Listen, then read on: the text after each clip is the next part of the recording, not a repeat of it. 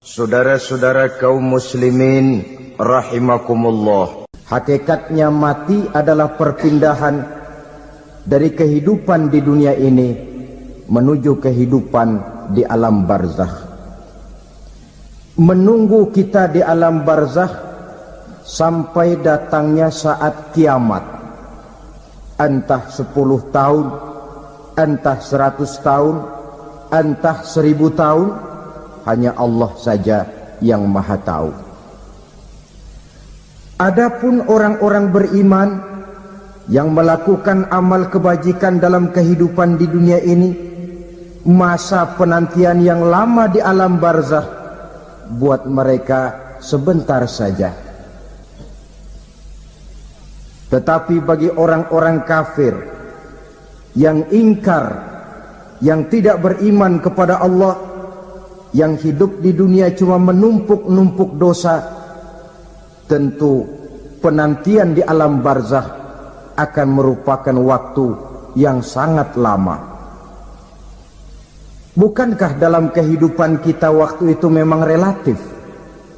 Contoh misalnya, bagi pemuda-pemudi yang sedang duduk asyik memadu cinta, waktu 4-5 jam saja rasanya cuma 4-5 menit, tenggelam oleh keasikan. Tapi buat orang yang berbaring di rumah sakit, meratap di balik-balik apa itu tembok derita kata lagu,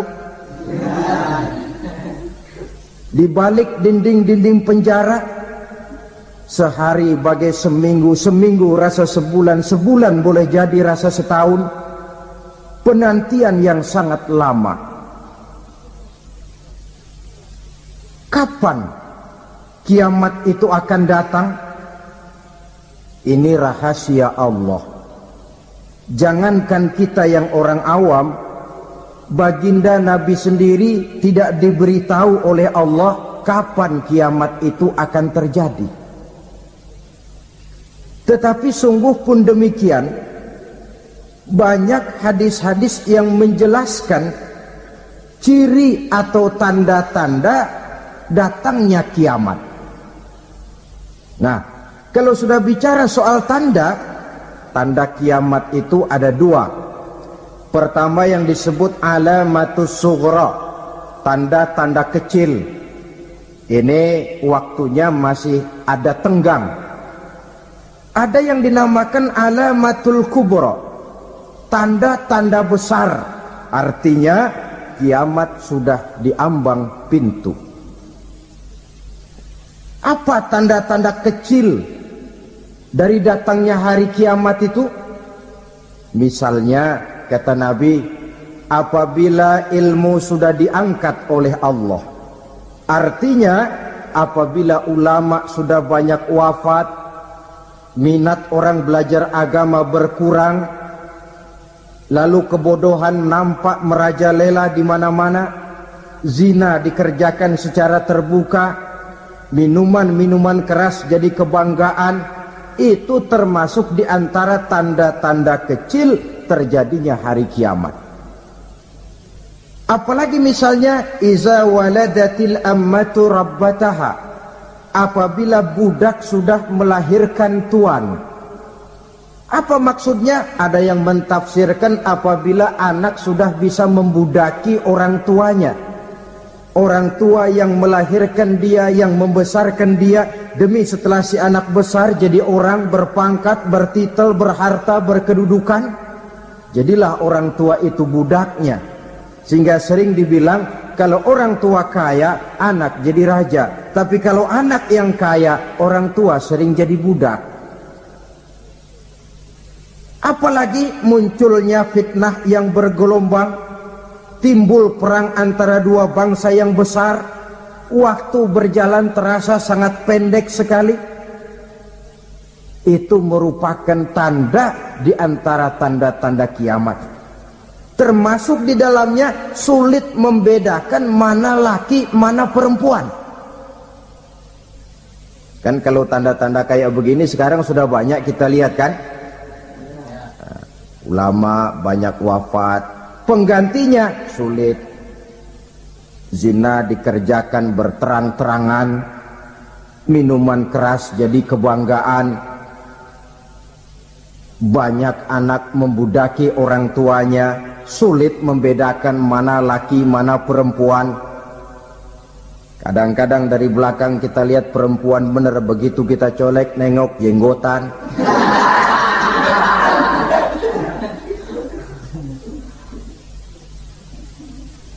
Ini termasuk tanda-tanda kecil, masih ada tenggang sampai akan terjadinya kiamat itu. Nah, yang dimaksud dengan tanda-tanda besar, ini tanda besar artinya kiamat sudah di ambang pintu. Pertama, matahari terbit dari sebelah barat.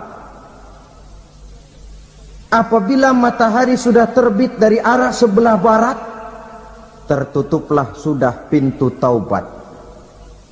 Bersabda Nabi kita, la taqumus sa'atu hatta tatlu'a syamsu min maghribiha. Tidak akan datang hari kiamat sampai matahari terbit dari arah sebelah barat. Fa iza tala'at, manakala matahari telah terbit dari arah sebelah barat, wara'ahan nasu, manusia banyak menyaksikan itu, amanu ajma'un, mereka pun lalu beriman. Yang tadinya kafir, yang tadinya ingkar, yang tadinya membangkang, setelah melihat matahari terbit dari sebelah barat, buru-buru beriman, berlomba-lomba mengucap 2 kalimat syahadat. Tapi apa yang terjadi? Kata Nabi, wadzalika hina la yanfa'u nafsan imanuha lam takun amanat min qabl. Hari itu adalah hari yang iman sudah tidak berguna lagi bagi seseorang apabila sebelumnya memang dia tidak pernah beriman. Au kasabat fi imaniha khaira, atau beriman tetapi tidak pernah melakukan kebajikan di dalam keimanannya itu. Hari yang sudah kasib, hari yang sudah terlambat, beriman tidak akan ada gunanya lagi. Ini pelajaran buat kita. Sebelum sang surya terbit dari sebelah barat, sebelum nafas sampai di tenggorokan, artinya pintu taubat masih terbuka. Kalau 2 hal itu sudah terwujud, nafas sudah sampai di kerongkongan atau matahari sudah terbit dari arah sebelah barat, tertutuplah sudah pintu taubat. Tak ada lagi gunanya pangkat, jabatan, harta, bahkan beriman pun dalam suasana macam itu too late, kata orang Kulon. Sudah terlambat. Matahari terbit dari arah sebelah barat, itu tanda besar, artinya kiamat sudah di ambang pintu. Lalu apalagi tanda besar? Munculnya Dajjal. Dajjal artinya pendusta-pendusta yang menyesatkan manusia. Ada 2 macam Dajjal, saudara. Ada Dajjal kecil, ini Dajjal kelas teri. Kalau ini sejak zaman Rasulullah sudah ada itu. Tiap zaman ada. Di zaman Rasulullah misalnya ada yang bernama Aswad al-Unsi dari Yaman, ada yang namanya Musailamah al-Kazzab dari Yamama, ada yang namanya Ibnu Sayyad dari Madinah. Ini Dajjal-Dajjal di zaman Rasul. Musailamatul Kazzab memproklamirkan diri jadi nabi, dia di zaman Rasul masih hidup. Ini Dajjal zaman Nabi. Di zaman sahabat muncul Dajjal-Dajjal. Di zaman kita sekarang ini Dajjal-Dajjal pun gentayangan. Dajjal-Dajjal kelas teri. Kerjanya mendustakan manusia, menyesatkan manusia, memalingkan manusia dari jalan yang benar dan diridhoi oleh Allah Subhanahu wa taala. Adapun yang merupakan tanda besar dari datangnya kiamat, Dajjal-Dajjal kelas kakap, pembohong-pembohong besar yang menyesatkan masyarakat manusia berpaling dari jalan Allah mengikuti jalan mereka. Apa sih ciri Dajjal itu? Kata Nabi dalam hadis Bukhari Muslim, innad dajjala, sesungguhnya yang namanya Dajjal itu yakhruju, satu saat akan muncul mendekati hari kiamat, wa inna ma'ahu ma'an, si Dajjal ini membawa air, wa naran, dan juga membawa api. Dua simbol. Di tangan yang satu dia bawa air, di tangan yang satu dia bawa api. Wa ammal ladzi yarahu an-nasu ma'an fanarun. Adapun yang orang banyak lihat air, hakikatnya adalah api. Yang dilihat api, hakikatnya adalah air. Oleh sebab itu, kalau api yang ditawarkan, ambillah air. Kalau air yang ditawarkan, pilihlah api. Maksudnya apa ini? Ini bahasa simbol, saudara-saudara. Dajjal bicaranya seolah-olah untuk kepentingan manusia, menawarkan surga. Surga yang dia tawarkan hakikatnya neraka. Hai manusia, kalau kau mau bahagia, jangan dekat-dekat dengan agama. Sholat itu tidak efektif dan efisien, tidak produktif dari segi ekonomi itu. Menghadiri majelis taklim cuma buang-buang waktu. Tahajud, tasbih, tahlil, baca Quran, apa itu? Pekerjaan mubazir saja. Hidup ini cuma sekali, masa yang cuma sekali, manfaatkan dengan sebaik-baiknya. Mumpung, dibawanya sifat mumpung tetapi dalam pengertian yang sangat negatif. Bicaranya seolah-olah untuk kepentingan manusia, tetapi sebenarnya menjerumuskan manusia. Menawarkan air, tapi sebenarnya api. Menawarkan api, tapi hakikatnya air. Buat apa kamu sholat? Buat apa kamu bayar zakat? Buat apa kamu puasa? Surga yang dicanangkan Dajjal, hakikatnya neraka. Neraka yang digambarkan Dajjal, pada dasarnya adalah surga. Jadi memutarbalikkan fakta itu kerjaan Dajjal. Yang hak jadi batil, yang batil dibilang hak, yang benar jadi salah, yang salah malah jadi benar. Tuntunan disuruh jadi tontonan, tontonan malah menjadi tuntunan. Itu pekerjaan Dajjal profesinya. Zamannya Nabi Adam, Dajjalnya kan iblis. Betul? Betul. Apa sih dan kerayuan iblis itu? Allah setelah menciptakan Nabi Adam kan bilang, Adam, kau dan istrimu Hawa tinggal di surga ini. Seluruh fasilitas yang ada di surga persilahkan kau nikmati. Satu yang tidak boleh, jangan coba-coba dekati pohon khuldi. Dekat saja jangan, apalagi sampai memetiknya. Datang Dajjal yang namanya iblis ini. Adam, kamu tahu nggak kenapa tidak boleh makan buah khuldi? Ya nggak tahu, pokoknya saya dilarang. Bodoh kamu Dam. Khuldun artinya kekal. Kalau kamu makan itu buah, kau akan kekal di surga buat selamanya. Allah tidak kepengen, maka dilarang kamu makan buah khuldi. Kalau kau ingin kekal di surga Adam, makan saja. Saya bicara begini ini untuk kepentingan kamu Adam. Ini kan ciri-ciri Dajjal. Bicaranya sih seolah-olah untuk kepentingan Nabi Adam, hakikat sebenarnya menjerumuskan Nabi Adam supaya ingkar dan melanggar larangan dari Allah Subhanahu wa ta'ala. Jadi setelah muncul Dajjal, timbul kekacauan-kekacauan di masyarakat. Banyak yang terpengaruh, terpedaya dan terpesona. Termasuk mereka yang memproklamirkan diri jadi nabi, mereka yang memproklamirkan diri jadi rasul di zaman sesudah Rasulullah wafat, itu adalah Dajjal-Dajjal.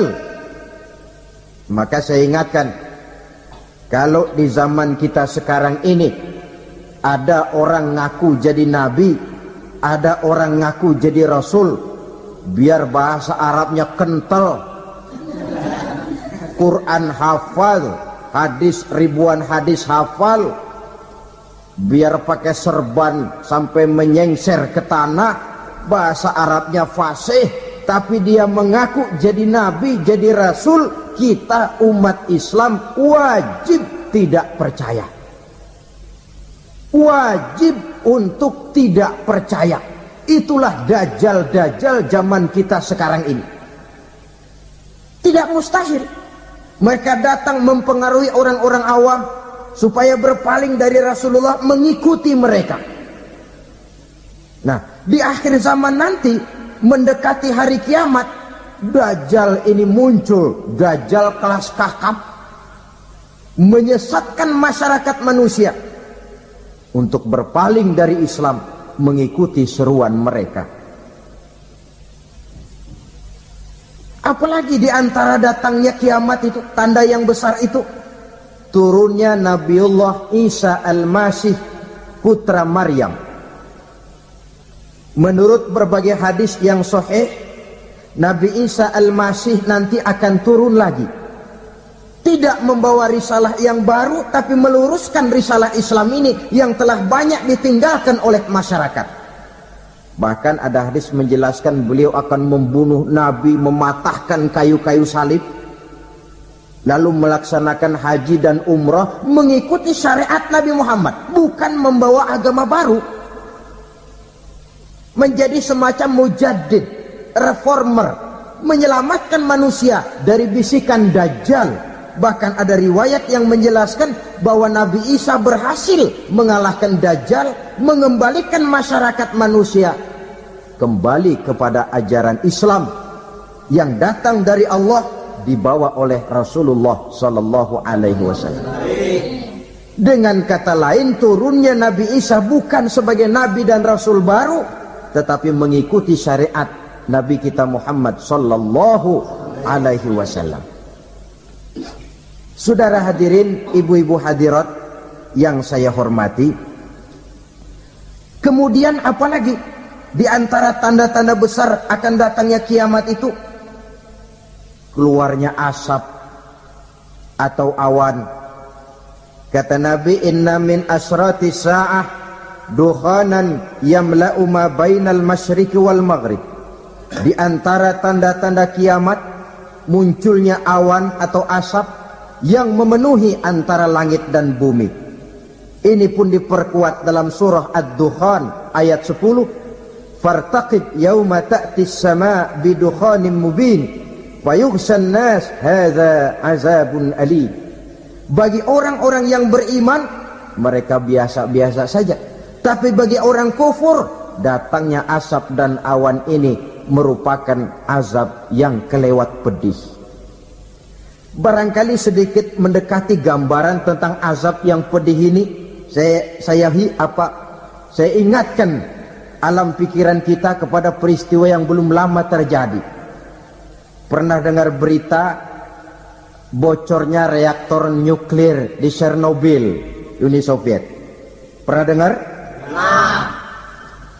Bocornya reaktor nuklir di Chernobyl yang mengakibatkan ratusan, bahkan sangat mungkin ribuan nyawa. Cuma satu reaktor. Bagaimana kalau seluruh cadangan nuklir yang dimiliki oleh para negara adik kuasa ini diledakkan? Bahkan yang konon menurut catatan, cadangan nuklir yang dimiliki bersama oleh Amerika dan Rusia sekarang ini sudah sanggup memusnahkan 6 miliar manusia. 1,5 kali lebih banyak dari jumlah manusia yang nongkrong di permukaan bumi ini. Saudara-saudara hadirin yang saya hormati,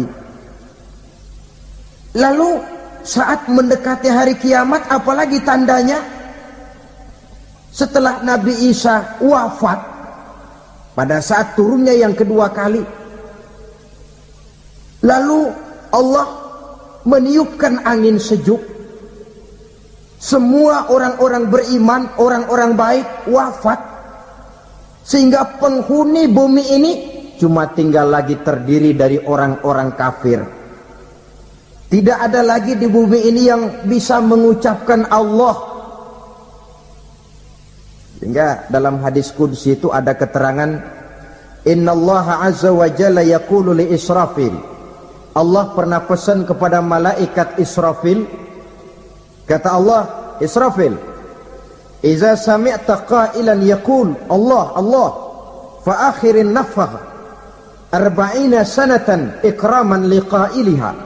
Hai Israfil, apabila kau dengar di permukaan bumi masih banyak orang yang mengucapkan Allah Allah, maka tunda sangkakala kiamat itu 40 tahun. Untuk apa? Ikraman liqailiha, menghormati orang yang mengucapkan Allah Allah itu. Wah, jadi karena sekarang masih banyak yang mengucapkan Allah, besar hatilah kita, masih jauh kiamat itu. Tapi jangan lupa, kiamat pribadi, kiamat kecil itu yang gak kita sangka-sangka. Ajal datang mencabut nyawa, itu kiamat pribadi. Dan itu yang pasti kita hadapi. Dan itu yang membuat kita tidak boleh bersikap main-main di dalam kehidupan sekarang ini. Saudara hadirin yang saya hormati, tidak ada lagi orang-orang muslim. Seluruh penduduk dunia ini kafir. Lalu terciptalah struktur sosial yang berlandaskan prinsip hidup semau gue. Bakal terjadilah prinsip di mana yang kaya menyantap yang miskin, yang kuat menindas yang lemah. Hidup sudah bagaikan di rimba belantara, berlaku hukum rimba. Siapa yang kuat dia yang menang, siapa yang lemah menjadi mangsa. Timbul kekacauan, maksiat merajalela, munkarat menjadi-jadi, sehingga isi bumi ini penuh dengan segala macam perbuatan dosa. Tidak ada perlunya lagi alam diperpanjang temponya. Datang saat yang sudah dijanjikan oleh Allah Azza wa Jalla, maka terjadilah yang disebut kiamat kubra, kiamat besar, kiamat hancur-hancuran. Bagaimana kejadian ini dimulai? Dalam surah Az-Zumar ayat 68, Allah Subhanahu wa taala berfirman, wa nufikha fis-suri fasa'iqa man fis samawati wa man fil ardi illa man sya'allahu. Maka manakala ditiuplah sangkakala, terkejutlah seluruh yang ada di langit dan seluruh yang ada di bumi. Bila saat kiamat datang, Allah perintah malaikat Israfil, Israfil, tiup sangkakalamu. Ditiuplah sangkakala oleh malaikat Israfil.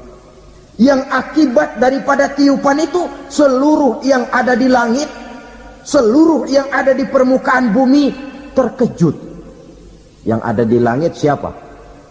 Malaikat kan. Bayangin aja kalau malaikat kaget, apalagi kita. Terkejut seluruh makhluk yang ada di bumi, yang ada di langit mendengar suara sangkakala itu. Bunyinya tidak sanggup kita bayangkan dahsyatnya. Ledakan nuklir, ledakan neutron, belum apa-apa ketimbang bunyi sangkakala malaikat Israfil ini. Nah, lalu mendengar bunyi sangkakala ini, gemparlah makhluk, kacaulah alam. Bumi gempa, planet-planet bertabrakan, gunung meletus, air laut tumpah ke darat, angin topan bertiup, halilintar menyambar. Lalu semua yang bernama hidup mati total. Mati bareng tanpa persiapan. La haula wala quwata illa billah. Saya kadang-kadang dalam tafakur bermohon, ya Allah, mudah-mudahan saya enggak nemuin kiamat beneran. Ngeri. Tidak bisa kita bayangkan macam apa suasana seperti itu. Allah saja banyak memberikan gambaran. Misalnya al-qari'ah wa mal qari'ah wa ma adraka mal qari'ah. Kejadian yang menggemparkan. Tahukah kamu apa kejadian yang menggemparkan itu? Yauma yakunun nasu kal farasil mabsus wa takunul jibalu kal ihnil manfus. Pada saat itu manusia berterbangan bagai kupu-kupu. Gunung berterbangan seperti kapas ditiup angin. Gunung saja macam kapas, konon lagi manusia. Kematian total, mulai semut sampai gajah mati, jin mati, iblis mati, malaikat mati. Oh, malaikat saja mati. Saudara hadirin yang saya hormati, kematian total yang tanpa persiapan. Orang bilang, Pak, kalau mati bareng begitu yang repot malaikat maut dong ya. Cabut sana, cabut sini. Itu kalau menurut logika kita. Mestinya begitu menurut logika. Tapi logika juga yang bilang nggak perlu serepot itu. Sebab untuk mematikan listrik di wilayah DKI, di wilayah Jakarta, nggak perlu tiap rumah didatengin matiin, ya lama. Cukup dari kantor pusatnya saja PLN tekan satu tombol, gelaplah seluruh Jakarta. Saudara hadirin yang saya hormati, kematian total. Lalu setelah kematian total, planet-planet juga mati, dalam arti tidak bergerak dan beredar. Angin mati, dalam arti tidak bertiup. Air mati, dalam arti tidak ada riak gelombang. Pokoknya semua mati. Kullu nafsin za'iqatul maut. Semua yang bernafas mati. Dalam ayat lain, kullu man 'alaiha fan. Semua yang ada di permukaan bumi fana. Yang kekal cuma Allah Subhanahu wa ta'ala. Yang paling belakang mati malaikat maut dan malaikat Israfil. Tapi mati juga sesuai dengan janji Allah. Menurut hadis Bukhari Muslim dari Abi Hurairah, masa tenggang waktu antara kematian total pada tiupan sangkakala pertama dengan proses kebangkitan pada tiupan sangkakala kedua 40 lamanya. Tidak dijelaskan oleh Abi Hurairah 40 jam, apa 40 hari, apa 40 tahun. Hadis-hadis cuma menyebutkan 40 saja. Sunyi alam, yang tinggal cuma Allah saja lagi. Ketika itu Allah berseru-seru, katanya, limanil mulkul yauma. Siapa para penguasa hari ini? Mana itu raja-raja dan penguasa yang dulu mengaku jadi Tuhan? Fir'aun. Mana Fir'aun sekarang? Yang dulu jadi raja, merasa berhasil, sombong, lalu tidak mau turun-turun dari kekuasaannya, sampai kepada puncak kekurang ajarannya mengangkat diri jadi Tuhan. Mana itu Fir'aun? Namrus. Mana sekarang Namrus? La ilaha illa ana. Ternyata tidak ada Tuhan lain selain daripada aku, kata Allah. Proses kemudian, saudara-saudara, turunlah hujan dari langit. 40 lamanya hujan itu. Tidak jelas juga 40 jam apa 40 hari. Setelah air turun membasahi, datanglah tiupan sangkakala yang kedua. Semua yang bernama mati bangkit dari kuburnya masing-masing. Ini yang disebut Yaumul Ba'thi, hari kebangkitan. Allahu Akbar. Pada saat kita bangkit dari kubur kita masing-masing, kumpul di padang mahsyar namanya, Bayangin aja, saya sendiri nggak sanggup bayangin.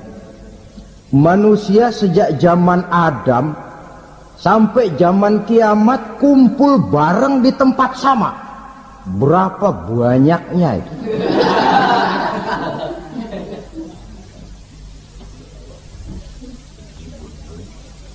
Dan yang luar biasa menurut satu riwayat, pada saat bangkit itu, Masya Allah, roman muka kita berubah,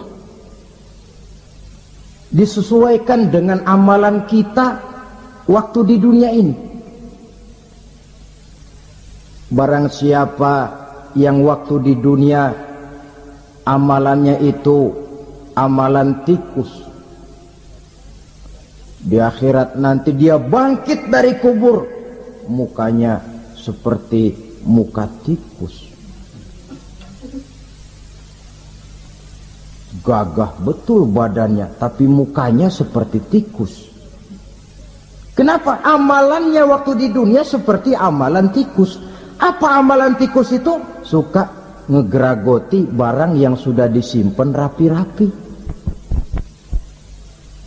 Orang sudah simpan uang rapi-rapi, simpan perhiasan rapi-rapi, digeragoti oleh tikus. Maling-maling, pencoleng-pencoleng, koruptor-koruptor, itu nanti di akhirat nanti kita lihat mukanya seperti muka tikus.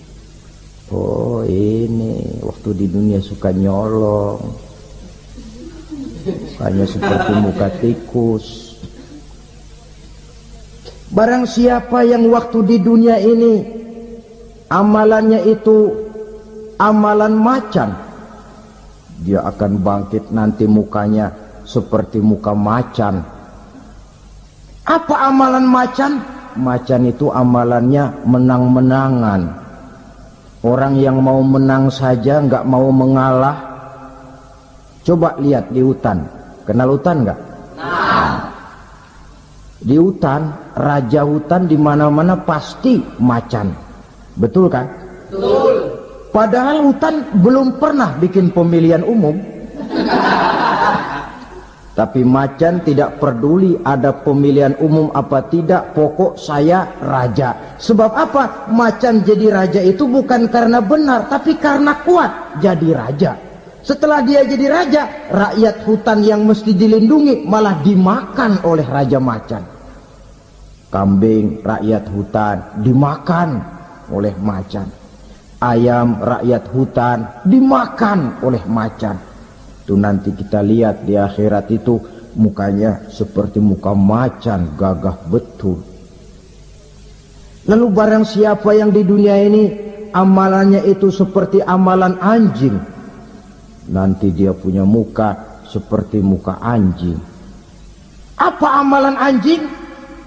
Pertama, anjing itu kalau disuruh jaga rumah, dia tidak bisa membedakan mana maling, mana tamu.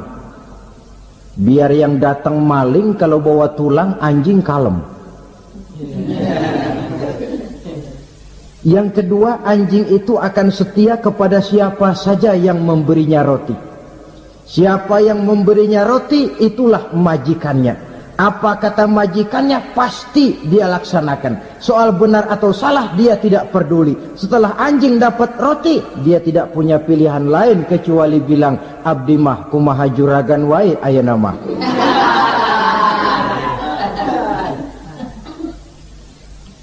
Saudara hadirin yang saya hormati, berkumpul di padang mahsyar, tiap orang sibuk dengan persoalannya masing-masing.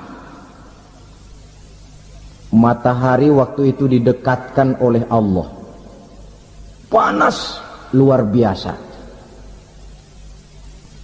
Ada yang saking panasnya itu mencucurkan peluh keringat sampai sebatas mata kakinya.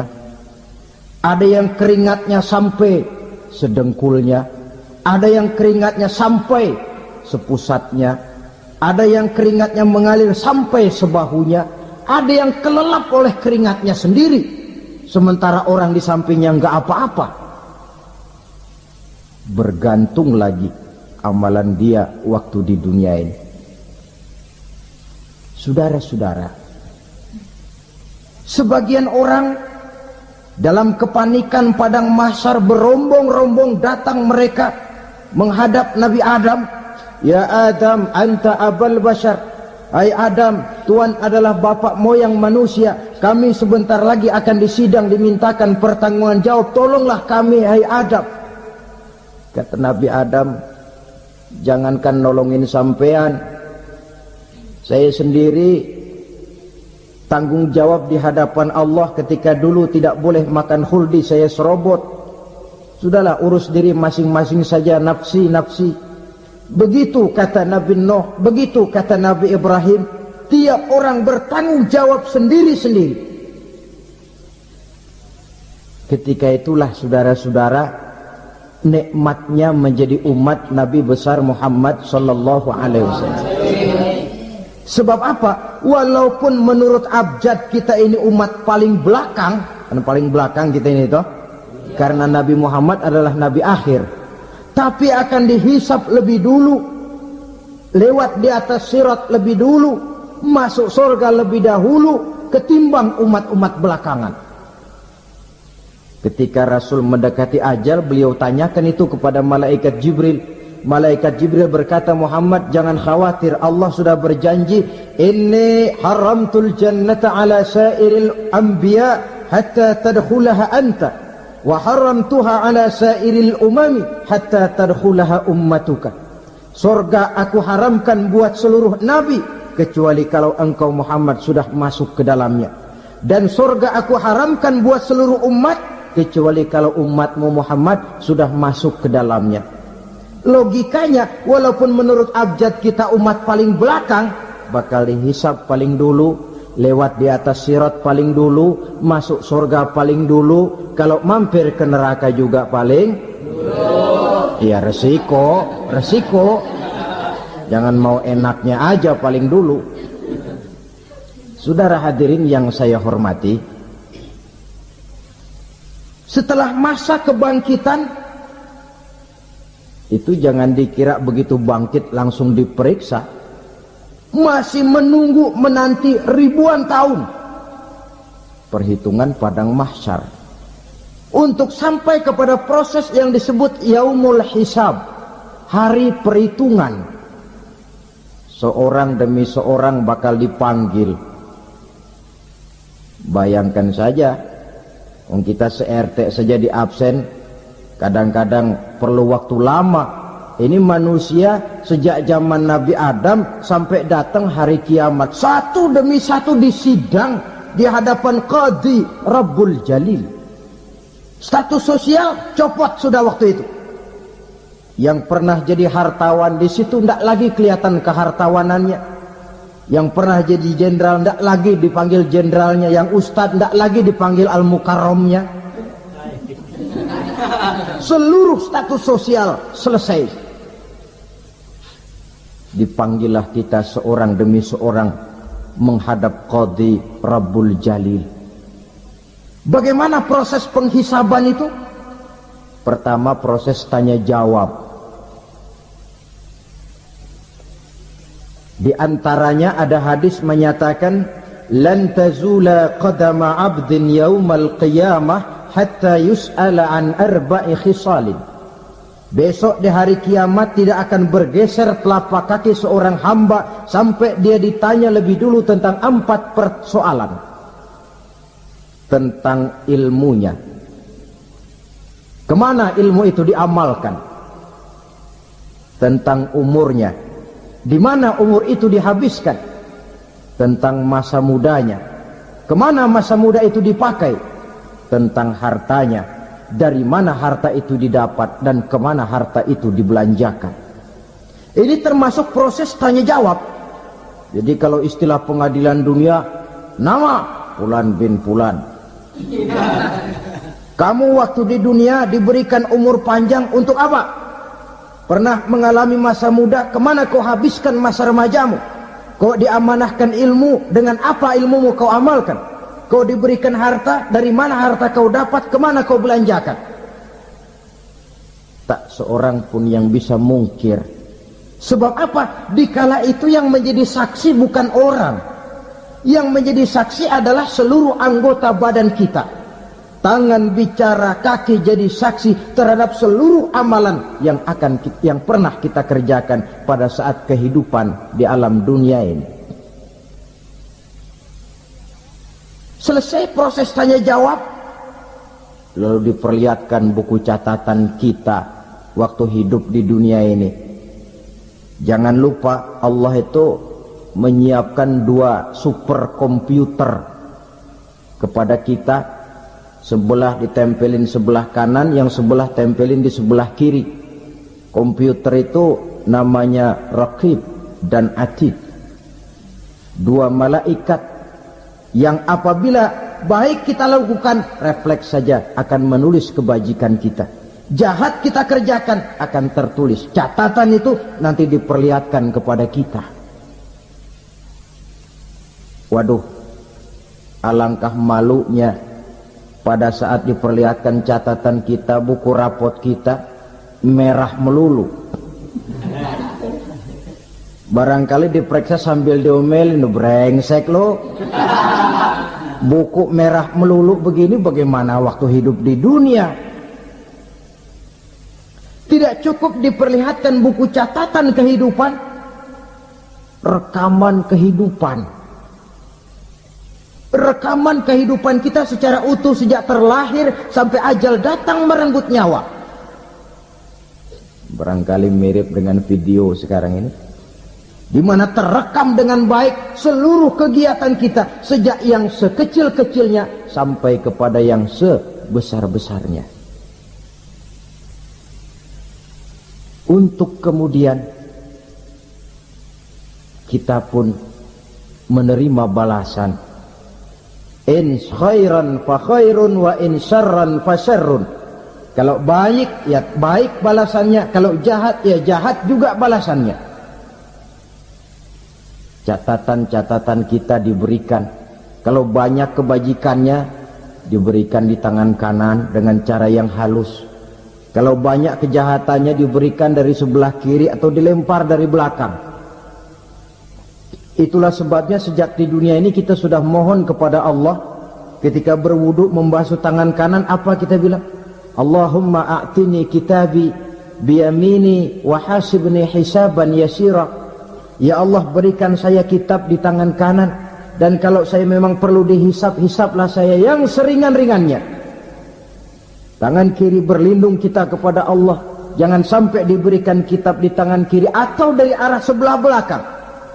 Wa a'udzubika an tu'tiya kitabi bishimali aw min wara'i zuhri, dari arah sebelah belakang. Na'udzubillah min dzalik. Setelah selesai lewat proses penghisaban, lewat mizan, timbangan, maka yang sudah selesai dihisab itu bergeraklah menuju sirat, jembatan yang terbentang menuju surga melalui neraka. Saudara-saudara, panjangnya perjalanan sirat itu memakan waktu ratusan tahun. Tetapi orang yang lewat di atas sirat pun macam-macam, bergantung amalannya ketika di dunia ini. Ada yang lewat di atas sirat itu kalbarkil khatib, seperti kilat yang menyambar, lep, sudah sampai dia di surga. Cepat bukan main.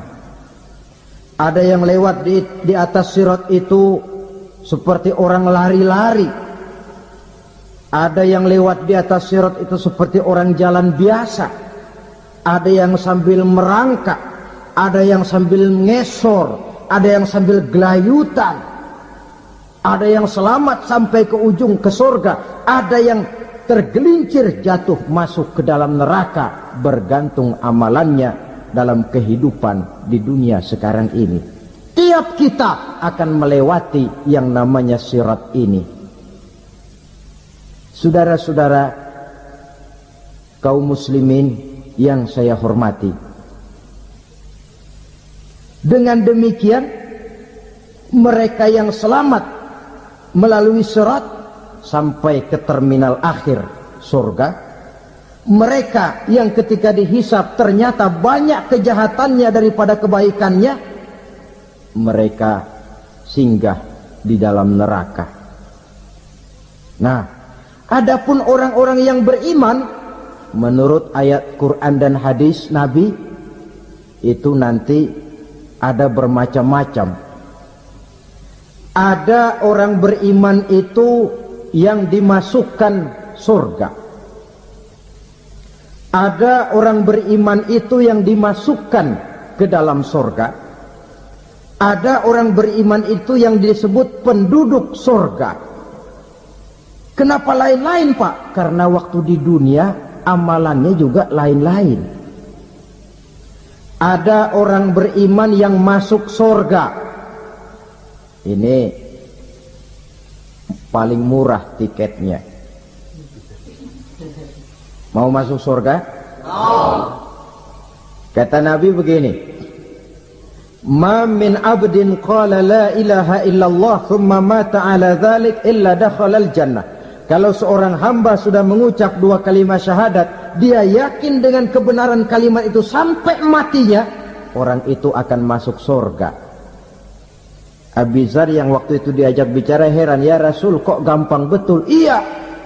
Walaupun orang itu mencuri, iya. Walaupun orang itu berzina, iya.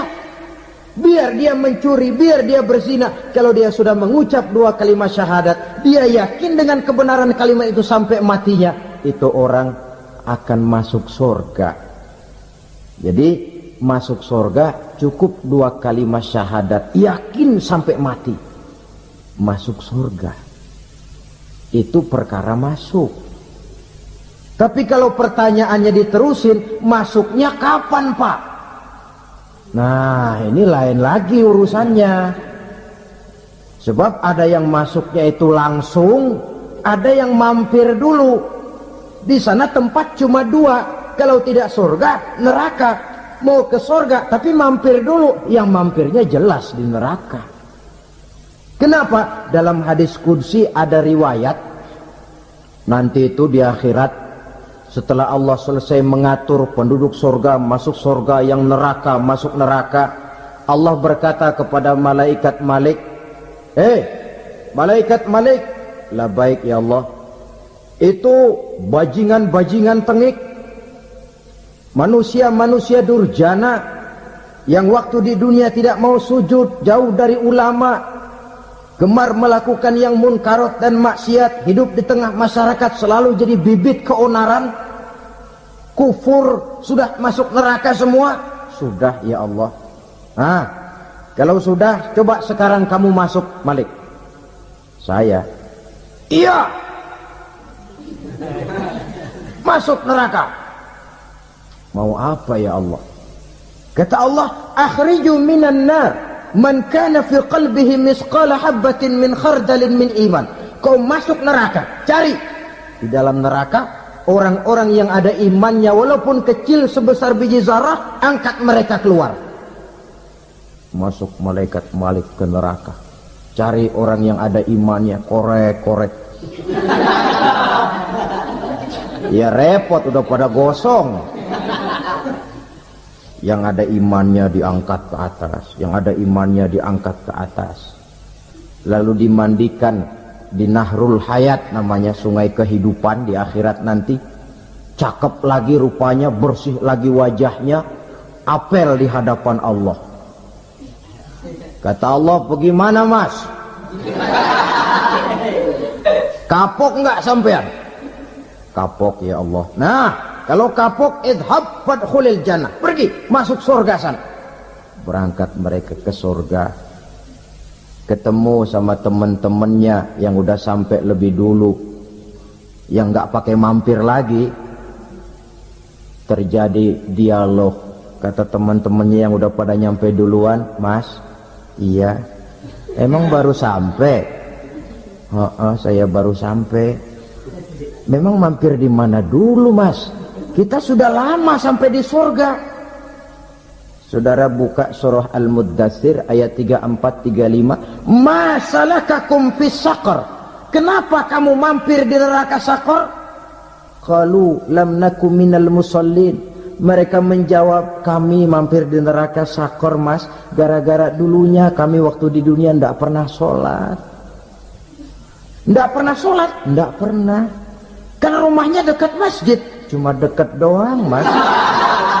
Sholat mah enggak saya. Enggak pernah ngasih makan fakir miskin. Tidak pernah hadir di majelis taklim, pendeknya tidak pernah melakukan kebajikan, maka saya pun mampir di neraka Sakor. Untung betul saya punya iman mas, sedikit. Waktu hidup di dunia dulu saya pernah mengucap 2 kalimat syahadat, sekali-kalinya waktu mau kawin. Masya Allah. Untung saja kawin, kalau nggak kawin polos.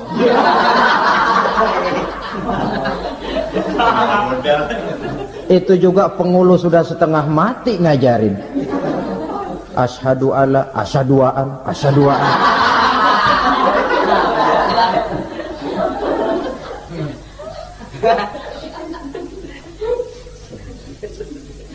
Ini namanya masuk surga, ada mampir dulu. Ada pula orang mukmin itu yang dimasukkan surga. Namanya dimasukkan kan terima beres. Saya masuk ke rumah, jalan sendiri, cari tempat sendiri. Saya dimasukkan ke dalam rumah, terima beres, pokok ada di dalam, itu dimasukkan namanya. Nggak pakai mampir. Tapi tentu tiketnya lebih mahal ketimbang yang pertama tadi. Apa kata Allah? Innal ladzina amanu wa amilus salihat la ukaffiranna anhum sayyi'atihim wa la udkhilannahum jannah.